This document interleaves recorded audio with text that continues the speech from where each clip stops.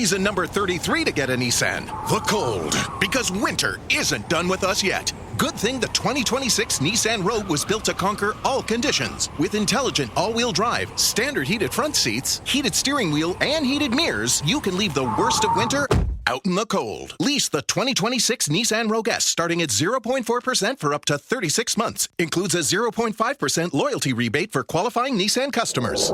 Until March 2nd on approved credit. Conditions apply. Details at Nissan. Let's talk about science. Let's talk about making sure science and evidence-based science becomes pervasive. Conspiracy theories and baseless health claims make their way through society on a daily basis. Of course, we've seen more and more in this thanks to social media. Whether it's questions on COVID-19, right? And conspiracy theories that the vaccine was created to kill and skim the world's population, nonsense like this. And such ideas can actually undermine efforts made to educate the public, especially when it comes to evidence-based science. With more on this, we go to Dr. Joe Schwarcz. He's just released his latest book, Quack, Quack, The Threat of Pseudoscience. Dr. Joe, welcome back to the show. Hi, Elias. So, first things first. You're a prolific author. Let me just give you some kudos and congratulations. How many books are you up to? This is the 19th. Wow. Wow. Tell me about how this one came about. Why did you say, okay, I got to write a book specifically on this pseudoscience and how it's damaging society? Well, over the years, and, I've been in this business a long time, since the 1970s, I've always been upset by science being misrepresented, by pseudoscience, by charlatans, and of course, charlatans are nothing new. We've always had them, but in this day of social media, it is much more apparent that people can be exposed to nonsense more than ever before. So I thought it'd be interesting to take a look from historical perspective and also from modern times. So I've put together, a number of interesting views that I have on history, on how people have been duped over the years. And, one of the common statements that we make these days is that if you don't know where you've been, you don't know where you are going. So I've always felt that it's important to know science history, also pseudoscience history, so that we can avoid it in the future. And these days, of course, with COVID, we have seen a lot of absolute nonsense. Mm-hmm. And I've tried to put that into, perspective, looking at history. And there are fascinating aspects of pseudoscience in history. I think it makes for very interesting reading. And as usual, I've tried to divide this into relatively short pieces of, 1,000 to 1,500 words. And you can just pick up the book, open it to any page and read, and I think you find something interesting. And then the next time you go to the bathroom, you pick it up again and read another little piece, and before you know it, you'll be educated. So that's kind of, the thrust of this, of making it informative and also, of course, somewhat entertaining. And quacks certainly can be entertaining. So do you ever, though, feel it's a losing battle right now? I just think about the number of people that can have the comeback, I did my research, and it consisted of them sitting on the toilet scrolling through Instagram, right? I mean, that is always a hallmark of pseudoscience, when people say that they've done their research. Because, as you say, what they've done is taken a course from the University of Google. And, of course, they have mostly been presented by the articles that come up first on Google, and those are not the most scientific ones, because the quacks are very adept at climbing the ladder on Google, often by paying for it, and often by, using appropriate clickbait. And you're quite right that it does sometimes feel like, we're swimming up Niagara Falls. But the answer to that is not to give up, but to present science in a proper fashion, show people how we in the scientific community know what we know, and why do we think that our knowledge is more reputable than what the charlatans purvey. And so I often like to describe how peer review works, how scientific publication works, and why we believe something that's in the New England Journal of Medicine more than something that comes out in the Daily Mirror. Even though the headline may be quite seductive in that Daily Mirror.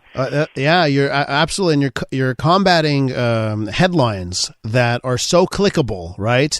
That it's easy to understand how a lot of people will click on them and get seduced by them. People look for easy solutions to complex problems. Yeah, and that is really what the quacks provide, and have been providing that for centuries. In fact, our work Quacksalver or Quack is not new. It dates back to Quacksalver, which is a Dutch expression, and it referred to itinerant mountebanks who were promoting various kind of salves with miraculous properties, and that goes back to the 18th century.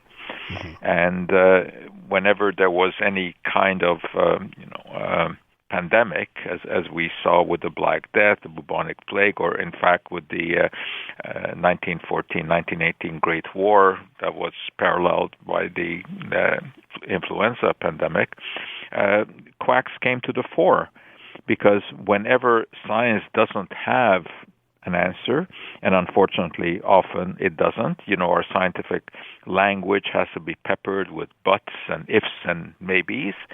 The quacks and the charlatans will come to the fore because they have all the answers.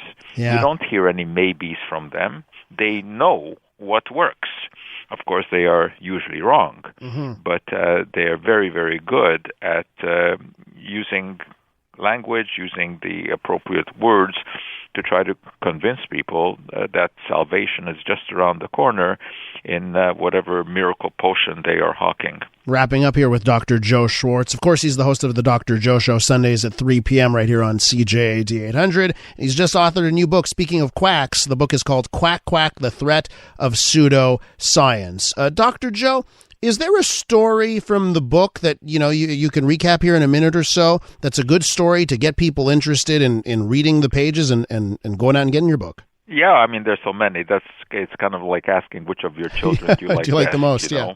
Well, tell me which one then. Okay, but one story that I particularly like, because it brings to light how important it is to fact check, is the story of Popeye. And the fact that, he consumed spinach because it was supposed to be rich in iron. And this was widely promoted based on the Elsie Sager cartoon of Popeye. And I, in fact, wrote an article about that, talking about the fact that indeed there had been a mistake in the evaluating the amount of iron that is found in spinach, and that there was a mistake in the decimal point. It has much, much less iron, which just wasn't true. But I took that from proper scientific literature, because scientists also often make errors. And then it turned out, when I started to check back on Popeye cartoons, that Elsie Sager, the cartoonist, had never said anything about iron. Never. It was the charlatans who twisted that story and made iron, into a miracle product. Wow. In fact, the only thing that Sager said was that the reason that Popeye liked spinach was because it was rich in vitamin A, which is not exactly true, but closer to true. Spinach contains beta-carotene, which the body converts into vitamin A. So the reason that I found that story so interesting is because, I thought I had done my research properly through the scientific literature, but the scientific literature was wrong in that case. There was never any mention of Popeye and iron. That was a concocted story. So if you're going to eat spinach, eat it because of the beta-carotene it contains, not because of the iron. So, I try to infuse everyday items, everyday knowledge that people may be familiar with, and then, kind of lead them down to science, so that it becomes historical, futuristic, and entertaining. Well, Dr. Joe, there's a reason why you're so prolific. You are a fantastic writer. Thanks for coming on the program. Really appreciate your time. Thanks very much, Elias. The new book, his 19th, he's prolific, Quack, Quack, The Threat of Pseudoscience, is now on sale. And of course, Dr. Joe Schwarcz is the director of the McGill Office for Science and Society.